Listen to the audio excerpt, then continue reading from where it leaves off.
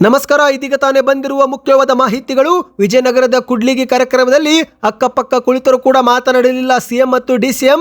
ಇದೇ ಮಧ್ಯೆ ಮುಖ್ಯಮಂತ್ರಿಯವರ ಭಾಷಣದ ವೇಳೆ ಹೊರಟ ಜನರನ್ನು ಕೂಡ್ರಿ ಎಂದು ಗದರಿಸಿದ ಸಿಎಂ ಸಿದ್ದರಾಮಯ್ಯನವರು. ಎಲ್ಲ ಮಾಹಿತಿಗಳು ಬಂದಿವೆ ಸ್ನೇಹಿತರೆ. ನಟ ಶಂಕರ ನಾಗ್ ಬಗ್ಗೆ ಟ್ವೀಟ್ ಮಾಡಿ ಪೇಚಿಗೆ ಸಿಲುಕಿ ಹಾಕಿಕೊಂಡ್ರ ಡಿಕೆ ಶಿವಕುಮಾರ್ ಅವರು. ಎಲ್ಲ ಮುಖ್ಯವಾದ ಮಾಹಿತಿ ನೋಡೋಣ.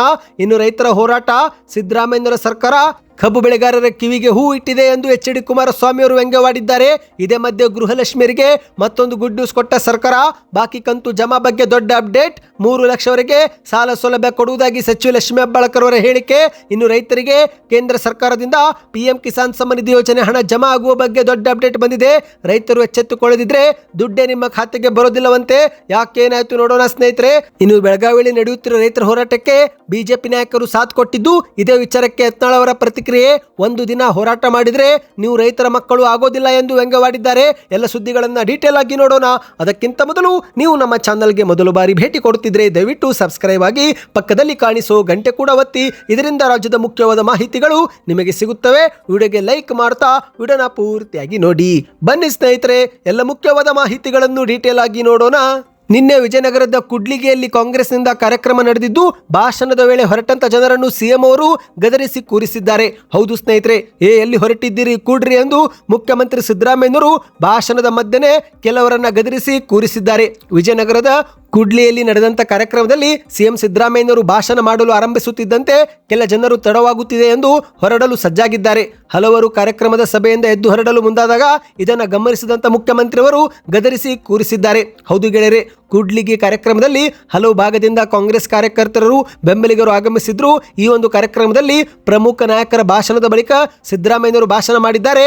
ಆದರೆ ಸಿದ್ದರಾಮಯ್ಯನವರು ಭಾಷಣ ಪ್ರಾರಂಭ ಮಾಡುತ್ತಿದ್ದಂತೆ ಕೆಲ ಜನರು ತಮಗೆ ತಡವಾಗುತ್ತಿದೆ ಎಂದು ಸಭೆಯಿಂದ ಎದ್ದು ಹೊರಡಲು ಮುಂದಾಗಿದ್ದಾರೆ. ಇದನ್ನು ಗಮನಿಸಿದಂತ ಸಿದ್ದರಾಮಯ್ಯನವರು ಕೂಡ್ರಿ ಎಂದು ಗದರಿಸಿದ್ದಾರೆ. ಇದೇ ಮಧ್ಯೆ ಸಿದ್ದರಾಮಯ್ಯನವರು ತಮ್ಮ ಭಾಷಣದ ಆರಂಭದಲ್ಲಿನೇ ನಾವು ಇಂದು ಪ್ರತಿ ಕುಟುಂಬಕ್ಕೆ 200 ಯೂನಿಟ್ ಉಚಿತವಾಗಿ ವಿದ್ಯುತ್ ಕೊಡುತ್ತಿದ್ದೇವೆ, ಹೌದೋ ಇಲ್ವೋ ಎಂದು ಪ್ರಶ್ನೆ ಕೇಳಿದ್ದು. ಆದರೆ ಜನರು ಮಾತ್ರ ಯಾವುದೇ ಪ್ರತಿಕ್ರಿಯೆ ನೀಡದೆ ಸುಮ್ಮನಿದ್ದಾರೆ. ಯಾಕೆ ನೀವು ಕೈ ಎತ್ತಲ್ವಾ ಎಂದು ಸಿಎಂ ಸಿದ್ದರಾಮಯ್ಯನವರು ಪ್ರಶ್ನೆ ಮಾಡಿದರೂ ಕೂಡ ಜನರು ಮಾತ್ರ ಪ್ರತಿಕ್ರಿಯೆ ನೀಡದೆ ಸುಮ್ಮನೆ ಕುಳಿತಿದ್ದಾರೆ. ಇದೇ ವೇಳೆ ವೇದಿಕೆ ಮೇಲೆ ಕುಂತಂತ ಮುಖಂಡರತ್ತ ತಿರುಗಿದಂತ ಸಿದ್ದರಾಮಯ್ಯನವರು, ನೋಡ್ರಿ ನೀವು ಲೀಡರ್ಗಳು, ನೀವು ಕೂಡ ಕೈ ಎತ್ತಲ್ವಾ ಎಂದು ಪ್ರಶ್ನೆ ಮಾಡಿದಾಗ ಆಗ ಸಿದ್ದರಾಮಯ್ಯನವರು ಪ್ರಶ್ನೆ ಮಾಡುತ್ತಿದ್ದಂತೆ ವೇದಿಕೆ ಮೇಲೆ ಕುಳಿತಂತ ನಾಯಕರು ತಾ ಮುಂದೆನ್ನುವಂತೆ ಕೈ ಎತ್ತುವ ಮೂಲಕ ಸಿದ್ದರಾಮಯ್ಯನವರಿಗೆ ಬೆಂಬಲ ಸೂಚಿಸಿದ್ದಾರೆ. ಇದೇ ಒಂದು ಸಭೆಯಲ್ಲಿ ಬಿಜೆಪಿ ವಿರುದ್ಧವೂ ಕೂಡ ಸಿಎಂ ಅವರು ವಾಗ್ದಾಳಿಯನ್ನ ಮಾಡಿದ್ದಾರೆ. ವಿಪಕ್ಷದವರು ಹೇಳ್ತಾರೆ ಗ್ಯಾರಂಟಿ ಕೊಟ್ಟು ನಮ್ಮ ಬಳಿ ಹಣವಿಲ್ಲವೆಂದು ಹೇಳುತ್ತಿದ್ದಾರೆ. ಹಾಗಾದ್ರೆ ಇಂದು ನಾವು ಇಲ್ಲಿ ಸಾವಿರಾರು ಕೋಟಿ ಅಭಿವೃದ್ಧಿಯ ಒಂದು ಯೋಜನೆಗಳಿಗೆ ಚಾಲನೆ ಕೊಡುತ್ತಿದ್ದೇವೆ, ಹಾಗಾದ್ರೆ ಈ ಒಂದು ಹಣ ಎಲ್ಲಿಂದ ಬಂತು ಎಂದು ಸಿದ್ದರಾಮಯ್ಯನವರು ಪ್ರಶ್ನೆಯನ್ನ ಮಾಡಿದ್ದಾರೆ. ಬಿಜೆಪಿಯವರು ಸುಳ್ಳಿನ ಸರದಾರರು, ಅವರ ಮನೆ ದೇವರೇ ಸುಳ್ಳು, ಮತಗಳ್ಳತನ ಮಾಡಿ ಅಧಿಕಾರಕ್ಕೆ ಅವರು ಬಂದಿದ್ದಾರೆ, ಅವರಿಗೆ ಮಾನ ಮರ್ಯಾದೆ ಇಲ್ಲ, ಅವರಿಗೆ ಮಾನ ಮರ್ಯಾದೆ ಇದ್ದಿದ್ರೆ ರಾಜೀನಾಮೆ ಕೊಟ್ಟು ಮನೆಗೆ ಹೋಗಬೇಕಾಗಿತ್ತು ಎಂದು ವಾಗ್ದಾಳಿಯನ್ನ ಮಾಡಿದ್ದಾರೆ. ಬಿಜೆಪಿಯವರಿಗೆ ಅಧಿಕಾರ ಬಿಟ್ಟಿರೋಕ್ಕಾಗುತ್ತಿಲ್ಲ, ನೀರಿನಲ್ಲಿ ಮೀನು ಹೇಗೆ ಹೊರಗಡೆ ಬಂದು ಸಾಯುತ್ತದೆಯೋ ಹಾಗೆ ಅವರ ಪರಿಸ್ಥಿತಿ ಆಗಿದೆ ಎಂದು ಸಿಎಂ ಅವರು ಭಾಷಣದ ಮಧ್ಯೆ ವ್ಯಂಗ್ಯವಾಡಿದ್ದಾರೆ. ಅಂದಹಾಗೆ ಸ್ನೇಹಿತರೆ, ಕೂಡ್ಲಿಗಿ ಕಾರ್ಯಕ್ರಮದಲ್ಲಿ ಸಿಎಂ ಮತ್ತು ಡಿಸಿಎಂ ಅಕ್ಕಪಕ್ಕ ಕುಳಿತರು ಕೂಡ ಮಾತನಾಡಿಲ್ಲವಂತೆ. ಸದ್ಯ ಈ ಒಂದು ವಿಷಯವು ಕೂಡ ಈಗ ಭಾರಿ ಚರ್ಚೆಗೆ ಕಾರಣವಾಗಿದೆ. ಹೌದು, ಡಿಕೆ ಶಿವಕುಮಾರ್ ಮತ್ತು ಸಿದ್ದರಾಮಯ್ಯನವರು ಮುನಿಸಿಕೊಂಡಿದ್ದಾರೆ ಎನ್ನುವ ಪ್ರಶ್ನೆ ಉದ್ಭವವಾಗಿದೆ. ಹೌದು, ಸಿದ್ದರಾಮಯ್ಯ ಮತ್ತು ಡಿಕೆ ಶಿವಕುಮಾರ್ ಅವರು ಈ ಒಂದು ಕಾರ್ಯಕ್ರಮಕ್ಕೆ ಇಬ್ಬರು ಕೂಡ ಬೇರೆ ಬೇರೆಯಾಗಿ ಆಗಮಿಸಿದ್ದು, ಬಳಿಕ ಅಕ್ಕಪಕ್ಕ ಕುಳಿತರು ಕೂಡ ಡಿಕೆ ಶಿವಕುಮಾರ್ ಮತ್ತು ಸಿದ್ದರಾಮಯ್ಯನವರು ಒಬ್ಬರಿಗೊಬ್ಬರು ಮಾತನಾಡಿಲ್ಲ. ಇವರಿಬ್ಬರ ಮುನಿಸು ಬಹಿರಂಗವಾಗಿ ಎದ್ದು ಕಂಡಿದೆ. ರಾಜಕೀಯ ವಲಯದಲ್ಲಿ ಈಗ ಮತ್ತೆ ಈ ಬಗ್ಗೆ ಚರ್ಚೆಗಳು ಆಗುತ್ತಿವೆ. ಹೌದು ಸ್ನೇಹಿತರೆ, ವೇದಿಕೆ ಮೇಲೆ ಬಂದು ಕುಳಿತು ಅರ್ಧ ಗಂಟೆ ಕಳೆದರೂ ಕೂಡ ಇಬ್ಬರು ಮಾತನಾಡಿಲ್ಲ ಎಂದು ಹೇಳಲಾಗುತ್ತಿದೆ. ವೇದಿಕೆ ಮೇಲೆ ಇಬ್ಬರ ಮುನಿಸು ಸ್ಪಷ್ಟವಾಗಿ ಕಾಣುತ್ತಿದೆ ಎಂಬ ಮಾತುಗಳು ಇದೀಗ ಮತ್ತೆ ಕೇಳಿ ಬಂದಿವೆ. ಬನ್ನಿದೀಗ ಮತ್ತೊಂದು ಮುಖ್ಯವಾದ ಮಾಹಿತಿಗೆ ಹೋಗೋಣ. ಇದೀಗ ನಟ ಶಂಕರ ನಾಗ್ ಅವರ ಬಗ್ಗೆ ಟ್ವೀಟ್ ಮಾಡಿ ಡಿಕೆ ಶಿವಕುಮಾರ್ ಅವರು ಇಕ್ಕಟ್ಟಿಗೆ ಸಿಲುಕಿ ಹಾಕಿಕೊಂಡಿದ್ದಾರೆ. ಹೌದು, ಕನ್ನಡಿಗರ ಕಣ್ಮಣಿ ಹಾಗೂ ಪ್ರಸಿದ್ಧ ದಿವಂಗತ ನಟ ಶಂಕರ ನಾಗ್ ಅವರ ಜನ್ಮದಿನದಂದು ಗೌರವಾರ್ಥವಾಗಿ ಕರ್ನಾಟಕದ ಹಲವು ಭಾಗದಲ್ಲಿ ಸಂಭ್ರಮಾಚರಣೆ ಮಾಡಲಾಗಿದೆ. ಇತ್ತ ಆಟೋ ಚಾಲಕರು ಮತ್ತು ಕೆಲ ಸಂಘಟನೆಗಳು ಸೇರಿದಂತೆ ಹಲವರು ರಾಜ್ಯದ ವಿವಿಧ ಭಾಗದಲ್ಲಿ ನಟ ಶಂಕರ ನಾಗ್ ಅವರ ಜನ್ಮ ದಿನವನ್ನು ಆಚರಣೆ ಮಾಡಿದ್ದಾರೆ. ಇದೇ ಸಂದರ್ಭದಲ್ಲಿ ಉಪಮುಖ್ಯಮಂತ್ರಿ ಡಿಕೆ ಶಿವಕುಮಾರ್ ಅವರು ಕೂಡ ಒಂದು ಟ್ವೀಟ್ ಮಾಡಿದ್ದು, ಸದ್ಯ ಇವರ ಒಂದು ಟ್ವೀಟು ಭಾರಿ ಚರ್ಚೆಗೆ ಕಾರಣವಾಗಿದೆ. ಹೌದು, ಶಂಕರ ನಾಗ್ ಅವರ ಅಭಿಮಾನಿಗಳು ಡಿಕೆ ಶಿವಕುಮಾರ್ ಅವರ ಟ್ವೀಟ್ಗೆ ಪ್ರತಿಕ್ರಿಯೆ ಕೊಟ್ಟು ಕ್ಲಾಸ್ ತೆಗೆದುಕೊಂಡಿದ್ದಾರೆ. ನೀವು ಸ್ಕ್ರೀನ್ ಮೇಲೆ ಒಂದು ಟ್ವೀಟ್ ನೋಡ್ತಿರಬಹುದು ಸ್ನೇಹಿತರೆ. ಇದು ಉಪಮುಖ್ಯಮಂತ್ರಿ ಡಿಕೆ ಶಿವಕುಮಾರ್ ಅವರೇ ಮಾಡಿದ ಟ್ವೀಟ್ ಆಗಿದೆ. ಕನ್ನಡ ಚಿತ್ರರಂಗದ ಪ್ರತಿಭಾವಂತ ನಟ, ನಿರ್ದೇಶಕ ಮತ್ತು ನಿರ್ಮಾಪಕರಾದ ಶಂಕರ ನಾಗ್ ಅವರ ಜನ್ಮದಿನದಂದು ಗೌರವ ನಮನಗಳು. 3 ದಶಕಗಳ ಹಿಂದೆಯೇ ಬೆಂಗಳೂರಿಗೆ ಮೆಟ್ರೋ ರೈಲು ಮತ್ತು ನಂದಿ ಬೆಟ್ಟಕ್ಕೆ ರೋಪೆಯಂತಹ ಮಹತ್ವದ ಮೂಲ ಸೌಕರ್ಯ ಕನಸು ಕಂಡ ಶ್ರೇಯಸ್ಸು ಶಂಕರನಾಗ್ ಅವರಿಗೆ ಸಲ್ಲುತ್ತದೆ. ಅವರ ದೂರದೃಷ್ಟಿ ಇಂದಿಗೂ ನಮ್ಮೆಲ್ಲರ ಸ್ಫೂರ್ತಿ ಎಂದು ಡಿ.ಕೆ. ಶಿವಕುಮಾರ್ ಅವರು ಟ್ವೀಟ್ ಅನ್ನು ಮಾಡಿದ್ದಾರೆ. ಆದರೆ ಡಿ.ಕೆ. ಶಿವಕುಮಾರ್ ಅವರ ಟ್ವೀಟ್ಗೆ ಶಂಕರನಾಗ್ ಅಭಿಮಾನಿಗಳು ಪ್ರತಿಕ್ರಿಯೆ ಕೊಟ್ಟಿದ್ದಾರೆ. ಮೊದಲಿಗೆ ಒಬ್ಬರು ಏನು ಪ್ರತಿಕ್ರಿಯೆ ಕೊಟ್ಟಿದ್ದಾರೆ ಅಂದರೆ, ಟ್ರಿನಿಟಿ ಮೆಟ್ರೋ ನಿಲ್ದಾಣಕ್ಕೆ ನಟ ಶಂಕರನಾಗ್ ಮೆಟ್ರೋ ನಿಲ್ದಾಣ ಎಂದು ನಾಮಕರಣ ಮಾಡಿ ಮೆಟ್ರೋ ಕನಸು ಕಂಡ ಶಂಕರನಾಗ್ ಅವರ ಹೆಸರಲ್ಲಿ ಒಂದೇ ಒಂದು ಮೆಟ್ರೋ ನಿಲ್ದಾಣ ಇಲ್ಲ, ಮೊದಲು ಅದನ್ನು ಮಾಡಿ ಎಂದು ರಿಯಾಕ್ಟ್ ಮಾಡಿದ್ದಾರೆ. ಇನ್ನು ಅದೇ ರೀತಿ ಮತ್ತೊಬ್ಬರು ಪ್ರತಿಕ್ರಿಯೆ ಕೊಟ್ಟು, ಅಧಿಕಾರದಲ್ಲಿದ್ದಾಗ ಕನ್ನಡಿಗರ ಪರ ನೀವು ಕೆಲಸ ಮಾಡಿ, ಈ ರೀತಿ ವಿಶ್ ಮಾಡಿ ಟ್ವೀಟ್ ಹಾಕೋ ಬದಲು ಮೊದಲು ಕೆಲಸ ಮಾಡಿ ಶಂಕರನಾಗ್ ಅವರ ಹೆಸರು ಇಟ್ಟಿದ್ದೀನಿ ಅಂತ ನೀವು ಟ್ವೀಟ್ ಮಾಡಿದರೆ ನಮಗೂ ಕೂಡ ಸಂತೋಷವಾಗುತ್ತಿತ್ತು. ಶಂಕರನಾಗ್ ಅವರ ಹೆಸರನ್ನು ಒಂದೇ ಒಂದು ಮೆಟ್ರೋ ಸ್ಟೇಷನ್ಗಾದರೂ ಇರಿಸಿ ಎಂದು ಅಭಿಮಾನಿಗಳು ಟ್ವೀಟನ್ನು ಮಾಡಿ ರಿಯಾಕ್ಟ್ ಮಾಡಿದ್ದಾರೆ. ಸ್ನೇಹಿತರೆ, ಬನ್ನಿದೀಗ ಮತ್ತೊಂದು ಮುಖ್ಯವಾದ ಮಾಹಿತಿಗೂ ಹೋಗೋಣ. ಇಂದು ರಾಜ್ಯದ ಹಲವು ಜಿಲ್ಲೆಗಳಲ್ಲಿ ರೈತರು ಪ್ರತಿಭಟನೆ ಮಾಡುತ್ತಿದ್ದಾರೆ. ಪ್ರತಿ ಟನ್ ಕಬ್ಬಿಗೆ 3,500 ರೂಪಾಯಿ ಕೊಡಬೇಕು ಎಂದು ಪ್ರತಿಭಟನೆ ಮಾಡುತ್ತಿದ್ದು, ಇದೇ ಒಂದು ವಿಚಾರಕ್ಕೆ ಈಗ ಎಚ್ ಡಿ ಕುಮಾರಸ್ವಾಮಿ ಅವರು ಪ್ರತಿಕ್ರಿಯೆ ಕೊಟ್ಟಿದ್ದಾರೆ. ಸಿದ್ದರಾಮಯ್ಯನವರ ಸರ್ಕಾರ ಕಬ್ಬು ಬೆಳೆಗಾರರ ಕಿವಿಗೆ ಹೂ ಇಟ್ಟಿದೆ ಎಂದು ವಾಗ್ದಾಳಿಯನ್ನ ಮಾಡಿದ್ದಾರೆ. ಕರ್ನಾಟಕದಲ್ಲಿರುವ ಸಿದ್ದರಾಮಯ್ಯನವರ ಸರ್ಕಾರವು ಕಬ್ಬು ಬೆಳೆಗಾರರಿಗೆ ಕಿವಿಯಲ್ಲಿ ಹೂ ಇಟ್ಟು ದೊಡ್ಡ ಧೋಕಾ ಮಾಡಿದೆ ಎಂದು ಕೇಂದ್ರದ ಸಚಿವ ಎಚ್ ಡಿ ಕುಮಾರಸ್ವಾಮಿ ಅವರು ಬೆಂಗಳೂರಲ್ಲಿ ಪ್ರತಿಕ್ರಿಯೆ ಕೊಟ್ಟಿದ್ದಾರೆ. ಸಿದ್ದರಾಮಯ್ಯನವರು ಪ್ರಧಾನಿ ಮೋದಿಗೆ ಪತ್ರ ಬರೆದು ಅವರ ಮೇಲೆ ಗೂಬೆ ಕೂರಿಸುವ ಕೆಲಸ ಮಾಡುತ್ತಿದ್ದಾರೆ. ಈ ಒಂದು ಹಿಂದೆ ಒಮ್ಮೆ ವಿಧಾನಸೌಧದಲ್ಲಿ ಇದೇ ಸಿಎಂ ಮತ್ತು ಡಿಸಿಎಂ ಸೇವಂತಿಗೆ ಹೂವನ್ನು ತಮ್ಮ ಕಿವಿ ಮೇಲೆ ಇಟ್ಟುಕೊಂಡು ಬಂದಿದ್ರು. ಅಂದು ಕಿವಿಗೆ ಹೂ ಇಟ್ಟುಕೊಂಡಿದ್ದಂತೆ ಇವರು ಇಂದು 2.5 ವರ್ಷದ ನಂತರ ಪ್ರತಿನಿತ್ಯ ಜನರ ಕಿವಿಗೆ ಹೂ ಮಾಡಿಸುತ್ತಿದ್ದಾರೆ ಎಂದು ಲೇವಡಿಯನ್ನ ಮಾಡಿದ್ದಾರೆ.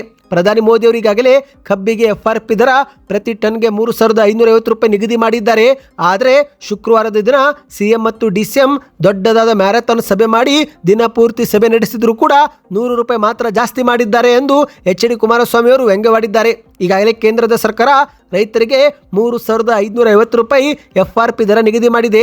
ರೈತರು ಕೇಳಿದ್ದು 3,500, ಕೇಂದ್ರ ಸರ್ಕಾರ ನಿಗದಿ ಮಾಡಿದ್ದು 3,550. ಇನ್ನು ರಾಜ್ಯ ಸರ್ಕಾರದವರು ಮ್ಯಾರಥಾನ್ ಸಭೆ ಮಾಡಿಕೊಟ್ಟಿದ್ದು 3,300 ರೂಪಾಯಿ ಮಾತ್ರ.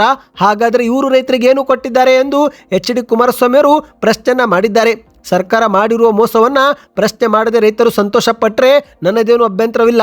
ಆದರೆ ಸರ್ಕಾರ ರೈತರ ಕುಟುಂಬಗಳಿಗೆ ಧೋಕಾವಂತರು ಮಾಡಿದೆ ಎಂದು ಮಾಧ್ಯಮಗಳ ಮುಂದೆ ಕಿಡಿಕಾರಿದ್ದಾರೆ. ಇನ್ನು ಬನ್ನಿ ಸ್ನೇಹಿತರೆ, ಮತ್ತೊಂದು ಮುಖ್ಯವಾದ ಮಾಹಿತಿಗೆ ಹೋಗೋಣ. ಇತ್ತೀಚೆಗೆ ನಡೆದಂಥ ರೈತರ ಹೋರಾಟದಲ್ಲಿ ಬಿಜೆಪಿ ನಾಯಕರು ಕೂಡ ಸಾಥ್ ಕೊಟ್ಟಿದ್ದು, ಇದೇ ಒಂದು ವಿಚಾರಕ್ಕೆ ಇದೀಗ ಶಾಸಕ ಯತ್ನಾಳ್ ಅವರು ಪ್ರತಿಕ್ರಿಯೆ ಕೊಟ್ಟಿದ್ದಾರೆ. ಒಂದು ದಿನ ಹೋರಾಟ ಮಾಡಿದರೆ ನೀವು ರೈತರ ಮಕ್ಕಳು ಆಗೋದಿಲ್ಲ ಎಂದು ಪ್ರಶ್ನೆಯನ್ನ ಮಾಡಿದ್ದಾರೆ. ಹೌದು ಗೆಳೆಯರೆ, ಒಂದೇ ಒಂದು ದಿನ ಮಲಗಿದ್ರೆ ನೀವು ರೈತರ ಮಕ್ಕಳಾಗಲು ಸಾಧ್ಯವಾ ಎಂದು ಪ್ರಶ್ನೆಯನ್ನ ಯತ್ನಾಳ್ ಅವರು ಇಟ್ಟಿದ್ದು, ರೈತರ ಮಕ್ಕಳಾಗಿದ್ರೆ ದುಬೈನಲ್ಲಿ ನೀವು ಯಾಕೆ ಆಸ್ತಿ ಮಾಡಿದ್ದೀರಿ ಎಂದು ಕೂಡ ಯತ್ನಾಳ್ ಅವರು ಪ್ರಶ್ನೆಯನ್ನ ಮಾಡಿದ್ದಾರೆ. ಗದಗ ನಗರದ ಹತ್ತಿಕಾಳು ಕೂಟದಲ್ಲಿ ನಡೆದಂತ ಕಿತ್ತೂರು ರಾಣಿ ಚೆನ್ನಮ್ಮ ವಿಜಯೋತ್ಸವ ಕಾರ್ಯಕ್ರಮದಲ್ಲಿ ಭಾಗವಹಿಸಿ ಯತ್ನಾಳ್ ಅವರು ಹೇಳಿಕೆಯನ್ನು ಕೊಟ್ಟಿದ್ದಾರೆ. ರೈತರಿಗೆ ಮತ್ತು ಸಮಾಜಕ್ಕೆ ಅನುಕೂಲವಾಗಬೇಕಾದ್ರೆ ಮೊದಲು ರೈತರಿಗೆ ನೀರು ಕೊಡಬೇಕು, ಅವರು ಬೆಳೆದ ಬೆಳೆಗೆ ವೈಜ್ಞಾನಿಕವಾಗಿ ಬೆಲೆ ನಿಗದಿ ಮಾಡಬೇಕು. ಈವರೆಗೆ ಮುಖ್ಯಮಂತ್ರಿ ಆದವರು ಲೂಟಿ ಮಾಡುವುದನ್ನು ಬಿಟ್ಟು ಬೇರೆ ಏನು ಮಾಡೇ ಇಲ್ಲ ಎಂದು ಯತ್ನಾಳ್ ಅವರು ವಾಗ್ದಾಳಿ ಮಾಡಿದ್ದಾರೆ. ಈಗ ಮುಖ್ಯಮಂತ್ರಿಗಳು ವಿಧಾನಸೌಧದ ಮುಂದೆ ಬಂದು ಪ್ರಮಾಣ ಮಾಡಲಿ ಎಂದು ಹೇಳಿಕೆಯನ್ನು ಕೊಟ್ಟಿದ್ದಾರೆ.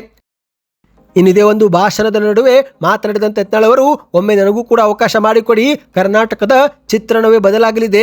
ನಾನು ಪ್ರತಿಜ್ಞೆ ಮಾಡುವೆ, ಜನ ಕೊಟ್ಟ ಅಧಿಕಾರವನ್ನು ಚೆನ್ನಮ್ಮ ಶಿವಾಜಿ ರೀತಿ ಆಡಳಿತ ನಾನು ಮಾಡುವೆ ಎಂದು ಹೇಳಿಕೆಯನ್ನು ಕೊಟ್ಟಿದ್ದಾರೆ. ನೀವೆಲ್ಲರೂ ಪ್ರಾಮಾಣಿಕವಾಗಿ ಮತದಾನ ಮಾಡಿ, ಇಲ್ಲದಿದ್ದರೆ ಹಿಂದೂಗಳು ಉಳಿಯಲು ಸಾಧ್ಯವಿಲ್ಲ. ಈಗಾಗಲೇ ಜಮೀರ್ ಅವರು 400 ಜನರಿಗೆ ಉಚಿತ ತರಬೇತಿ ಕೊಟ್ಟಿದ್ದಾರೆ. ನಾವೆಲ್ಲ ಜಾತಿ ಎಂದು ಬಡಿದಾಡಿ ಮತ ಹಾಕಿದರೆ ಹಿಂದೂಗಳು ಮುಂದೆ ಜೀವನ ನಡೆಸಲು ಕೂಡ ಸಾಧ್ಯವಾಗದ ಸ್ಥಿತಿ ನಿರ್ಮಾಣವಾಗುತ್ತೆ ಎಂದು ಯತ್ನಾಳ್ ಅವರು ಎಚ್ಚರಿಸಿದ್ದಾರೆ. ಅಂಬೇಡ್ಕರ್ ಅವರಿಗೆ ಗೌರವ ಕೊಟ್ಟಿದ್ದು ಮೋದಿಯವರು. ಕಾಂಗ್ರೆಸ್ಸಿಗರು ಅಂಬೇಡ್ಕರ್ ಅವರಿಗೆ ದಿಲ್ಲಿಯಲ್ಲಿ ಅಂತ್ಯ ಸಂಸ್ಕಾರಕ್ಕೂ ಕೂಡ ಜಾಗ ಕೊಡಲಿಲ್ಲ. ಅವರಿಗೆ ಕಾಂಗ್ರೆಸ್ ಸರ್ಕಾರ ಭಾರತ ರತ್ನವೂ ಕೂಡ ಕೊಡಲಿಲ್ಲ. ಅಂಬೇಡ್ಕರ್ ಅವರನ್ನು ಚುನಾವಣೆಯಲ್ಲಿ ಇವರೇ ಸೋಲಿಸಿದ್ರು. ಅದಕ್ಕಾಗಿಯೇ ಈಗ ನಾವೆಲ್ಲರೂ ಒಂದಾಗಬೇಕು, ಸನಾತನ ಹಿಂದೂ ಧರ್ಮ ಇರುವವರೆಗೆ ಸಂವಿಧಾನ ಇರುತ್ತೆ ಎಂದು ವಿಶ್ವಾಸದಿಂದ ಯತ್ನಾಳ್ ಅವರು ಭಾಷಣವನ್ನ ಮಾಡಿದ್ದಾರೆ. ಇನ್ನೀಗ ಮತ್ತೊಂದು ಮುಖ್ಯವಾದ ಮಾಹಿತಿಗೆ ಹೋಗೋಣ. ನೀವು ಕೂಡ ಗೃಹಲಕ್ಷ್ಮಿ ಯೋಜನೆ ಫಲಾನುಭವಿಗಳಾಗಿದ್ದರೆ ಕಮೆಂಟ್ ನಲ್ಲಿ ಗುಡ್ ನ್ಯೂಸ್ ಎಂದು ಕಮೆಂಟ್ ಮಾಡಿ. ಹೌದು, ಇದೀಗ ಸಚಿವ ಲಕ್ಷ್ಮೀ ಹೆಬ್ಬಾಳ್ಕರ್ ಅವರು ಮತ್ತೊಮ್ಮೆ ಗೃಹಲಕ್ಷ್ಮರಿಗೆ ಸಿಹಿ ಸುದ್ದಿ ಕೊಟ್ಟಿದ್ದಾರೆ. ಮಾಧ್ಯಮಗಳ ಮುಂದೆ ಮಾತನಾಡಿದಂತ ಲಕ್ಷ್ಮೀ ಹೆಬ್ಬಾಳ್ಕರ್ ಅವರು, ನಾವು ಇಲ್ಲಿವರೆಗೆ ಗೃಹಲಕ್ಷ್ಮರಿಗೆ ಪ್ರತಿ ತಿಂಗಳು 2,000 ರೂಪಾಯಿ ಕೊಟ್ಟು ಆರ್ಥಿಕ ನೆರವು ಕೊಡುತ್ತಿದ್ದೆವು. ಈಗ ಇನ್ನು ಮುಂದೆ 2,000 ರೂಪಾಯಿ ಜೊತೆಗೇನೆ 3 ಲಕ್ಷವರೆಗಿನ ಕಡಿಮೆ ಬಡ್ಡಿ ದರದ ಸಾಲಕ್ಕೂ ಕೂಡ ನಾವು ಅವರಿಗೆ ದಾರಿ ಮಾಡಿ ಕೊಡುತ್ತಿದ್ದೇವೆ ಎಂದು ಲಕ್ಷ್ಮೀ ಹೆಬ್ಬಾಳ್ಕರ್ ಅವರು ಹೇಳಿಕೆಯನ್ನು ಕೊಟ್ಟಿದ್ದಾರೆ. ವಿಶ್ವದ ಅತಿ ದೊಡ್ಡ ಸಾಮಾಜಿಕ ಕಲ್ಯಾಣ ಕಾರ್ಯಕ್ರಮಗಳಲ್ಲಿ ಗೃಹಲಕ್ಷ್ಮಿಯೂ ಕೂಡ ಯೋಜನೆ ಒಂದಾಗಿದ್ದು, ಈ ಒಂದು ಯೋಜನೆಯನ್ನು ಕರ್ನಾಟಕದಲ್ಲಿಂದು ನಾವು ಯಶಸ್ವಿಯಾಗಿ ಜಾರಿಗೆ ತಂದಿದ್ದೇವೆ. ಈಗ ನಾವು ಗೃಹಲಕ್ಷ್ಮಿಯರಿಗೆ ಸಂಘ ಜಾರಿಗೆ ಮಾಡುವ ಮೂಲಕ ಪ್ರತಿ ಫಲಾನುಭವಿಗಳಿಗೆ 3 ಲಕ್ಷವರೆಗೆ ಕಡಿಮೆ ಬಡ್ಡಿ ದರದಲ್ಲಿ ಸಾಲವು ಕೂಡ ಕೊಡಲಿದ್ದು ನವೆಂಬರ್ 19ಕ್ಕೆ ಬೆಂಗಳೂರಿನ ಕಂಠೀರವ ಕ್ರೀಡಾಂಗಣದಲ್ಲಿ ಅಧಿಕೃತವಾಗಿ ಯೋಜನೆಗೆ ಚಾಲನೆಯೂ ಕೂಡ ನೀಡಲಾಗುವುದು ಎಂದು ಲಕ್ಷ್ಮಿ ಹೆಬ್ಬಾಳ್ಕರ್ ಅವರು ಹೇಳಿದ್ದಾರೆ. ಈಗಾಗಲೇ ನಾವು 2,000ಕ್ಕೂ ಹೆಚ್ಚು ಸದಸ್ಯರಿಂದ ಹಣವನ್ನು ಸಂಗ್ರಹ ಮಾಡಿದ್ದೇವೆ. ಎಲ್ಲ ಹಣಕಾಸು ವಹಿವಾಟುಗಳು ಫೋನ್ ಪೇ ಮೂಲಕವೇ ಪಾರದರ್ಶಕವಾಗಿ ನಡೆಸುತ್ತಿದ್ದೇವೆ. ಮುಂದಿನ 3 ತಿಂಗಳ ಒಳಗೆ ಎಲ್ಲ ಜಿಲ್ಲೆಗಳಿಗೆ ಸಂಘದ ವ್ಯಾಪ್ತಿಯನ್ನು ವಿಸ್ತರಿಸುವ ಗುರಿಯನ್ನು ಸರ್ಕಾರ ಹಾಕಿಕೊಂಡಿದೆ ಎಂದು ಲಕ್ಷ್ಮಿ ಹೆಬ್ಬಾಳ್ಕರ್ ಅವರು ತಿಳಿಸಿದ್ದಾರೆ. ಮಾಜಿ ಪ್ರಧಾನಿ ಇಂದಿರಾ ಗಾಂಧಿ ಅವರ ಜನ್ಮ ದಿನಾಚರಣೆಯಾದ ನವೆಂಬರ್ 19ರಂದು ಈ ಕಾರ್ಯಕ್ರಮ ನಡೆಯಲಿದ್ದು ಒಟ್ಟು 3 ಪ್ರಮುಖ ಕಾರ್ಯಕ್ರಮಗಳಿಗೆ ಆ ದಿನದಂದು ಚಾಲನೆ ಕೊಡುವುದಾಗಿ ಲಕ್ಷ್ಮಿ ಹೆಬ್ಬಾಳ್ಕರ್ ಅವರು ಹೇಳಿದ್ದಾರೆ. ಮೊದಲನೇದಾಗಿ ಗೃಹಲಕ್ಷ್ಮಿ ಬ್ಯಾಂಕ್ ಸ್ಥಾಪನೆ ಮಾಡುತ್ತೇವೆ. ಎರಡನೇದಾಗಿ ಅಕ್ಕ ಪಡೆ ಕಾರ್ಯಾಚರಣೆ ಪ್ರಾರಂಭವಾಗುತ್ತೆ. ಮೂರನೇದಾಗಿ ಸೈಬರ್ ಅಪರಾಧದ ಬಗ್ಗೆ ಜಾಗೃತಿ ಮೂಡಿಸುವ ಕಾರ್ಯಕ್ರಮಕ್ಕೂ ಕೂಡ ಅದೇ ದಿನ ಚಾಲನೆ ಕೊಡುತ್ತೇವೆ ಎಂದು ಲಕ್ಷ್ಮಿ ಹೆಬ್ಬಾಳ್ಕರ್ ಅವರು ಹೇಳಿದ್ದಾರೆ. ಅಂದಹಾಗೆ ಸ್ನೇಹಿತರೆ, ಸರ್ಕಾರದ ವರದಿಯ ಪ್ರಕಾರ ಇಲ್ಲಿವರೆಗೆ ಸೆಪ್ಟೆಂಬರ್ ತಿಂಗಳವರೆಗಿನ ಕಂತನ್ನು ಹಾಕಲಾಗಿದೆ ಅಂತೆ. ಅಂದರೆ 24 ಕಂತುಗಳನ್ನು ಜಮೆ ಮಾಡಲಾಗಿದೆ ಎಂದು ಹೇಳಲಾಗಿದೆ. ನಿಮ್ಮ ಖಾತೆಗೆ ಇಲ್ಲಿವರೆಗೆ 24 ಕಂತು ಜಮಾ ಆಗಿದೆಯಾ? ಕಮೆಂಟ್ನಲ್ಲಿ ಎಸ್ ಅಥವಾ ನೋ ಎಂದು ಕಮೆಂಟ್ ಮಾಡಿ. ಇದರಿಂದ ಒಂದು ಉತ್ತಮ ಫೀಡ್ಬ್ಯಾಕ್ ಸಿಗುತ್ತೆ. ಇನ್ನಿದೀಗ ರೈತರಿಗೆ ಒಂದು ಮುಖ್ಯವಾದ ಮಾಹಿತಿ ಬಂದಿದೆ. ಹೌದು, PM ಕಿಸಾನ್ ಸಮ್ಮಾನ್ ನಿಧಿ ಯೋಜನೆ ಹಣ ಜಮಾವಾಗುವ ಬಗ್ಗೆ ದೊಡ್ಡ ಅಪ್ಡೇಟ್ ಬಂದಿದೆ ಸ್ನೇಹಿತರೆ. ನವೆಂಬರ್ ತಿಂಗಳ ಮೊದಲ ವಾರದಲ್ಲಿ ಹಣ ಜಮಾ ಆಗುತ್ತೆ ಎಂದು ನಿರೀಕ್ಷಿಸಲಾಗಿತ್ತು. ಆದರೆ ಇದೀಗ ಈ ಒಂದು ಹಣ ಜಮಾವಾಗಿಲ್ಲ. ಹಾಗಾಗಿ ಈಗ ಮುಂದಿನ ಕಂತು ಡಿಸೆಂಬರ್ ತಿಂಗಳಲ್ಲಿ ನಿಯಮಾನುಸಾರ ಜಮೆ ಆಗಲಿದೆ. ಅಂದರೆ ಸ್ನೇಹಿತರೆ, ಆಗಸ್ಟ್ ತಿಂಗಳಲ್ಲಿ 20ನೇ ಕಂತು ಜಮಾ ಮಾಡಲಾಗಿತ್ತು. ಇದೀಗ PM ಕಿಸಾನ್ ಸಮ್ಮಾನ್ ನಿಧಿ ಯೋಜನೆ ನಿಯಮದ ಪ್ರಕಾರ 4 ತಿಂಗಳ ಬಳಿಕವೇ ಮತ್ತೊಂದು ಕಂತು ಜಮೆ ಆಗಲಿದೆ. ಅಂದರೆ ಡಿಸೆಂಬರ್ 10ಗೆ 21ನೇ ಕಂತು ಜಮೆ ಆಗಲಿದೆ. ಅಂದಹಾಗೆ ಈಗ PM ಕಿಸಾನ್ ಸಮ್ಮಾನ್ ನಿಧಿ ಯೋಜನೆ ಬಗ್ಗೆ ಸೋಷಿಯಲ್ ಮೀಡಿಯಾದಲ್ಲಿ ಕೆಲ ಭಾರಿ ಸುಳ್ಳುಗಳು ಭಾರಿ ಹರಿದಾಡಿದ್ದು ಇದರಿಂದ ರೈತರು ಕೂಡ ಗೊಂದಲಕ್ಕೊಳಗಾಗಿದ್ದಾರೆ. ಇದನ್ನ ಗಮನಿಸಿದಂತ ಕೇಂದ್ರ ಸರ್ಕಾರ ಇದೀಗ ಒಂದು ಸ್ಪಷ್ಟನೆಯೂ ಕೂಡ ಕೊಟ್ಟಿದೆ. ಹೌದು, ಅಧಿಕೃತವಾಗಿ ವೆಬ್ಸೈಟ್ನಲ್ಲಿ ಮಾಹಿತಿಯನ್ನ ಪ್ರಕಟಿಸಲಾಗಿದ್ದು ಈ ಮೂಲಕ ಎಲ್ಲ ಸುಳ್ಳು ಸಂದೇಶಗಳಿಗೆ ಬ್ರೇಕ್ ಹಾಕಲಾಗಿದೆ. ಹಾಗಾದರೆ ಯಾರನ್ನು ಈ ಒಂದು ಯೋಜನೆಯಿಂದ ಹೊರಗಿಡಲಾಗಿದೆ ಎಂಬುದನ್ನು ನೋಡುವುದಾದರೆ, ಮೊದಲನೇದಾಗಿ ರಿಯಲ್ ಎಸ್ಟೇಟ್ ಮಾಡುತ್ತಿರುವವರು ಕೂಡ ತಾವು ಕೂಡ ಕೃಷಿಕರೆಂದು ಫೇಕ್ ಐಡಿ ಮಾಡಿ ಹಣ ಪಡೆದುಕೊಂಡಿದ್ದಾರೆ. ಅಂಥವರನ್ನು ಯೋಜನೆಯಿಂದ ಹೊರಗಿಡಲಾಗಿದೆ. ಮತ್ತು ಕೆಲವು ಸಂದರ್ಭದಲ್ಲಿ ಗಂಡ ಹೆಂಡತಿ ಇಬ್ಬರು ಕೂಡ ಹಣ ಪಡೆದುಕೊಂಡಿದ್ದು ಅದರಲ್ಲಿಯೂ ಕೂಡ ಈ ಒಂದು ಕೆಲವರನ್ನ ಹೊರಗಿಡಲಾಗಿದೆ. ಇನ್ನು ಕೆಲವರು ಆದಾಯ ತೆರಿಗೆ ತಪ್ಪಿಸಲು ಹಲವು ಜಾಗದಲ್ಲಿ ಒಂದು ಇನ್ವೆಸ್ಟ್ ಮಾಡುತ್ತಿದ್ದು ಅಂಥವರನ್ನು ಕೂಡ ಪತ್ತೆ ಮಾಡಿ ಅವರಿಗೆ ಈ ಒಂದು ಯೋಜನೆಯಿಂದ ಹೊರಗಿಡಲಾಗಿದೆ ಎಂದು ಹೇಳಲಾಗಿದೆ. ಸ್ನೇಹಿತರೆ, ಒಟ್ಟು ದೇಶಾದ್ಯಂತ 10 ಕೋಟಿಗೂ ಅಧಿಕ ಜನರು ಈ ಒಂದು ಯೋಜನೆ ಲಾಭ ಪಡೆದುಕೊಳ್ಳುತ್ತಿದ್ದು ಇದರಲ್ಲಿ ಲಕ್ಷಾಂತರರು ಅನರ್ಹರು ಕೂಡ ಇರುವುದು ಗೊತ್ತಾಗಿದೆ. ಹಾಗಾಗಿ ಸರ್ಕಾರ ಈಗಾಗಲೇ ಈ ಒಂದು ಯೋಜನೆಯಿಂದ 35 ಲಕ್ಷಕ್ಕೂ ಅಧಿಕ ಜನರನ್ನ ಸ್ಕೀಮ್ನಿಂದ ಕೈ ಬಿಡಲಾಗಿದೆ ಎಂದು ಹೇಳಲಾಗಿದೆ. ಸ್ನೇಹಿತರೆ, ನಿಮ್ಮ ಖಾತೆಗೆ ಆಗಸ್ಟ್ ತಿಂಗಳಲ್ಲಿ 2,000 ರೂಪಾಯಿ ಜಮಾ ಆಗಿತ್ತಾ? ಅಂದರೆ 20ನೇ ಕಂತು ನಿಮ್ಮ ಖಾತೆಗೆ ಬಂದಿತ್ತಾ ಎಂಬುದನ್ನು ಕಮೆಂಟ್ ಮಾಡಿ. ಇದೀಗ 21ನೇ ಕಂತು ಡಿಸೆಂಬರ್ ತಿಂಗಳಲ್ಲಿ ಜಮೆ ಆಗಲಿದೆ ಎಂದು ಹೇಳಲಾಗಿದೆ. ಈ ಎಲ್ಲ ಮಾಹಿತಿ ಇಷ್ಟವಾಗಿದ್ದರೆ ವಿಡಿಯೋಗೆ ಲೈಕ್ ಮಾಡ್ತಾ ಚಾನಲ್ಗೆ ಸಬ್ಸ್ಕ್ರೈಬ್ ಮಾಡಿ.